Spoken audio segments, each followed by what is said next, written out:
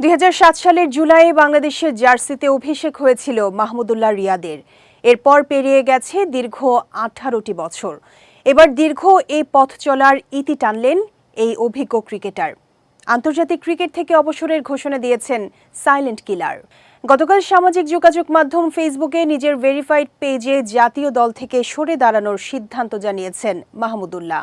বিদায় বার্তায় তিনি লিখেছেন, আমি আন্তর্জাতিক ক্রিকেট থেকে অবসর গ্রহণের সিদ্ধান্ত নিয়েছি। গত সপ্তাহে ওয়ানডে ক্রিকেট থেকে বিদায় নেন আরেক অভিজ্ঞ উইকেট রক্ষক ব্যাটার মুশফিকুর রহিম। সেই রেশ কাটতে না কাটতেই বাংলাদেশের ক্রিকেট অঙ্গনে আবার বেজে উঠেছে বিদায়ের সুর। টেস্ট ও টি-20 থেকে আগেই অবসর নিয়েছিলেন ৩৯ বছর পেরিয়ে যাওয়া মাহমুদুল্লাহ। তবে এবার আন্তর্জাতিক ক্রিকেটের ৩ সংস্করণ থেকেই অবসর নিলেন তিনি। ফিনিশার খ্যাত এই ক্রিকেটার শেষবার টেস্ট খেলেছিলেন ২০২১ সালের জুলাই। এছাড়া বাংলাদেশের হয়ে টি-20তে সবশেষ তাকে দেখা গিয়েছিল গেল বছরের অক্টোবরে ভারত সফরে। এদিকে সদ্য সমাপ্ত আইসিসি চ্যাম্পিয়ন্স ট্রফিতে বাংলাদেশের স্কোয়াডে ছিলেন মাহমুদুল্লাহ। গ্রুপ পর্বে রাওয়ালপিন্ডিতে নিউজিল্যান্ডের বিপক্ষে খেলা ম্যাচটি হয়ে থাকছে আন্তর্জাতিক ক্যারিয়ারে তার শেষ স্মৃতি।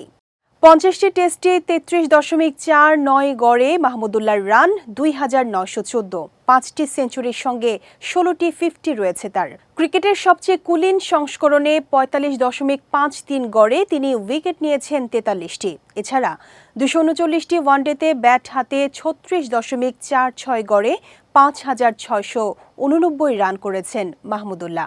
পেয়েছেন ৪টি সেঞ্চুরি ও ৩২টি হাফ সেঞ্চুরি। ৫০ ওভারের ক্রিকেটে বল হাতে মাহমুদুল্লাহ ৪৬.৪৫ গড়ে শিকার করেছেন ৮২টি উইকেট। ১৪১টি টি-20তে 8টি 50 সহ ২৩.৫০ গড়ে তার রান ২,৪৪৪। এছাড়া ক্রিকেটের সবচেয়ে ছোট সংস্করণে ২৭.৩৮ গড়ে তিনি পেয়েছেন ৪১টি উইকেট। দেশ জুড়ে তোলপাড় ওয়ালটন ফ্রিজ কিনে আপনিও হয়ে যেতে পারেন মিলেনিয়ার। এর আগে গত সোমবার বাংলাদেশ ক্রিকেট বোর্ডের ২০২৫ সালের কেন্দ্রীয় চুক্তি থেকে নাম প্রত্যাহার করে নেন মাহমুদুল্লাহ, যেখানে তাকে রাখা হয়েছিল বি ক্যাটাগরিতে।